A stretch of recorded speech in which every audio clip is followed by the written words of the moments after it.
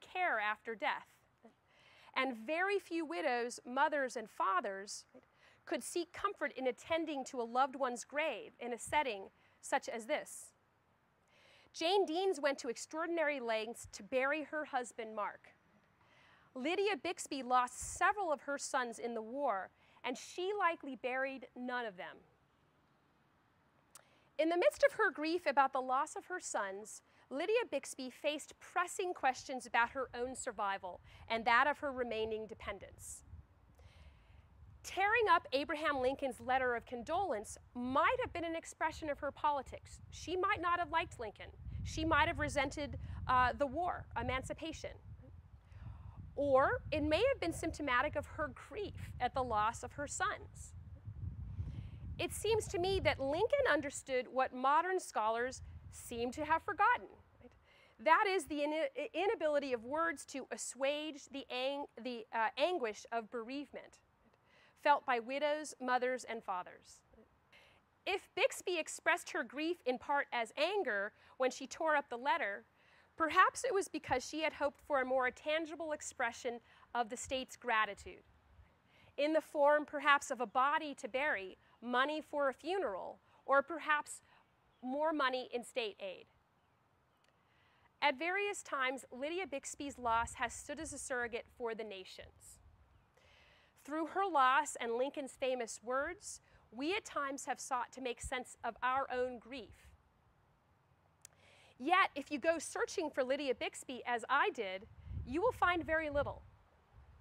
She left no diary, memoirs, or photographs. She filed a pension application once, and she sometimes appears in city directories and on the census. As far as I can tell, Bixby lived in at least 5 residences, mostly boarding houses, between 1861 and 1865. Bixby died as a free patient at the Massachusetts General Hospital in October 1878. And she was buried in a largely forgotten section of the Mount Hope Cemetery in the Mattapan neighborhood of Boston. In the cemetery office, which is not as glorious as Laurel Hill Cemetery by any means, right? A large leather-bound register lists her name and the number of her grave. With a lot of effort and help from generous groundskeepers and superintendents, you can find where Lydia Bixby was buried. Her headstone, which sits at an angle to the ground so that you actually have to lay on the ground to see it, to identify it, is marked with 3 numbers, 4, 2, 3. There are few other records of her life or death, nothing to rescue her from what appears to have been a rather anonymous life and death. That is, except for that one famous condolence letter. Judy, what an interesting story with so many unexpected twists and turns. We've taken note that you really have an interest in the lives of ordinary people, and while it might be one thing to research President Lincoln or Stonewall Jackson or some other famous person from the Civil War, what about these ordinary people? How do you find out about people like Lydia Bixby and follow their lives to see how things played out?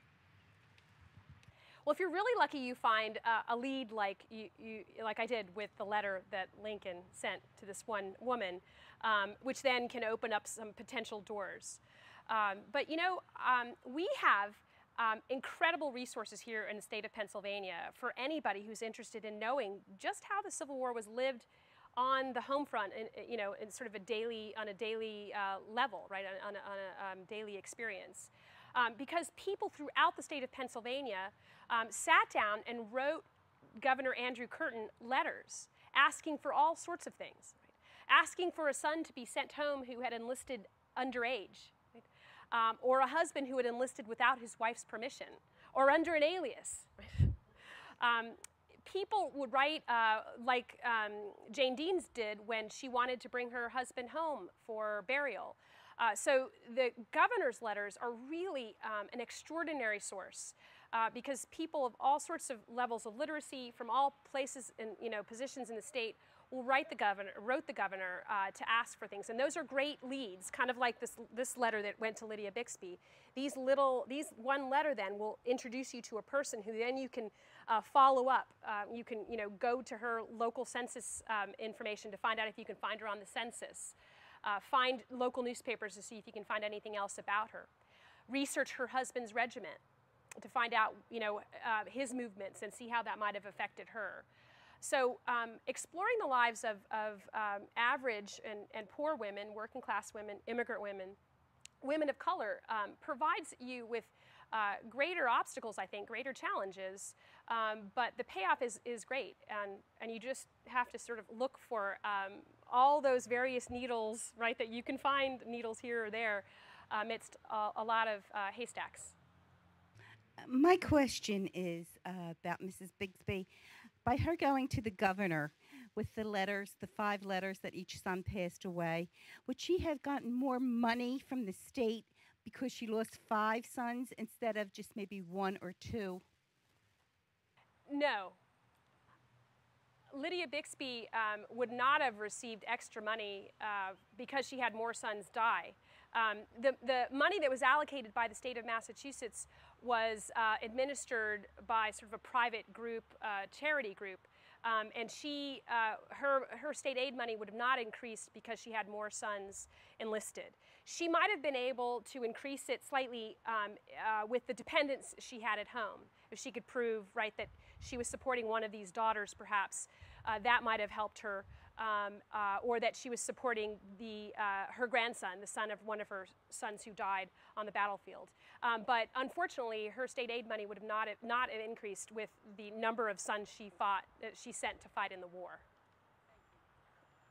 Professor, when women began decorating the graves after the war, were there any efforts at specific graves or just graves of the fallen?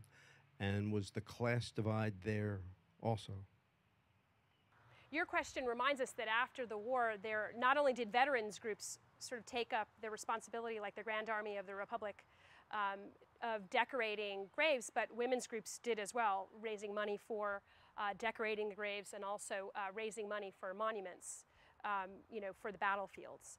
And it seems to me that there's a way in which sometimes these collective monuments to whole regiments, the ones that you see perhaps on Gettysburg, on the battlefield at Gettysburg, have a way of equalizing the service, right, of men who served.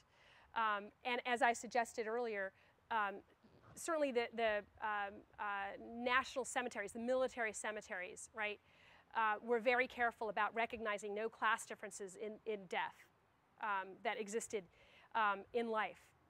But I think there was still remaining some of that, those class differences in the effort to erect monuments. Most of the monuments are to very well-known, leaders, like the ones that, if you ever are walking around City Hall Plaza, right?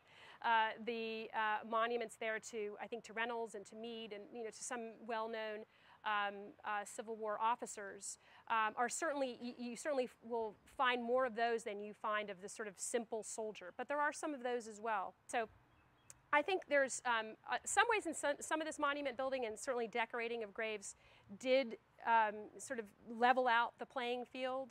Certainly the Grand Army of the Republic was welcoming of all soldiers as opposed to sort of the officers, veterans groups. So they were very much interested in including all men who had served and decorating all their graves. The Grand Army of the Republic also will include United States colored troops. So black veterans eventually will have their own sections of the Grand Army of the Republic, so they even equalize it more. So there is some equalizing going on, but I think there are also still some different class differences too. Judy, just as a follow-up to that, can you draw a connection between the Civil War times and the way that we honor our fallen soldiers today? Well, that question brings to my mind our recent change in policy, where we now ask families if it's okay to show images of military funerals, where for many years right? The government had sort of placed a blackout on any images of the dead returning from the battlefield because it had been too controversial. And that ban had, particular consequences during the Vietnam War when, it was very controversial as the, news of the mounting, deaths during Vietnam hit home, right? It raised sort of a furor of anti-war sentiment and criticism of the administration of the war. So clearly, modern day governments have to take questions about what to do with the dead and how to sort of negotiate the dead. They have to take those questions very seriously, and they have to think about these things very carefully. And this was, this realization to me sort of measures the distance between our century and the Civil War, which, on one hand seems very distant. On the other hand, doesn't seem as distant because really by the end of the war, the United States government realized that, that the haphazard dealing with the dead was going to have, ramifications on the home front, that people, did write letters to complain and did demand equal treatment of the dead. So I think the question about what a country does with its dead and what part the civilian population plays in those decisions, those are timeless questions that I think allow us to look at this letter that we've been looking at today and look at this woman that we've been looking at today and think about how what we've learned and what we are still in the process of learning about this issue. Well, Judy, thank you so much. Before we wrap up the program, how about giving us a final thought, what you would like us to take away from your talk today? Well, I hope that in the next 3 and some years, as you attend Civil War events or if you hear about sesquicentennial news, I hope that after this talk that you'll think not only about those stories that you have heard about the battles waged and won, causes lost and not so lost, that you'll also stop and ask yourself about those stories of the Civil War that we haven't heard enough about yet, right? Stories that seem strange to us when we think about them within the context of the war. Stories about the way the war is really waged in the spaces of everyday life, where people lived and where they worked. Those are the Civil War stories that I hope people will spend some time thinking about because they have an equalizing effect, right, on us as well. Not everybody can lay claim to having an ancestor who even goes that far back in the Civil War, but all of us, right, have been touched in some way by war, and we can see that connection between ourselves, right, and the Civil War generation. Well, Judy, you have given us some wonderful insight into ordinary women in a very extraordinary time in our nation's history, and we thank you so much for sharing that with us. I also want to take a moment and thank our wonderful audience for some of the great questions that they asked that helped us to learn a little bit more about this little-known piece of Civil War history. Of course, we want to thank Laurel Hill Cemetery and the Friends of Laurel Hill for hosting such a wonderful event and learning opportunity. And we want you to know that Humanities on the Road is a collaboration between the Pennsylvania Humanities Council and the Pennsylvania Cable Network. And if you'd like to follow along and see where we're headed all across Pennsylvania, find out what we're learning as we go, we would invite you to check out our website. It's humanitiesontheroad.org. Again, that's humanitiesontheroad.org.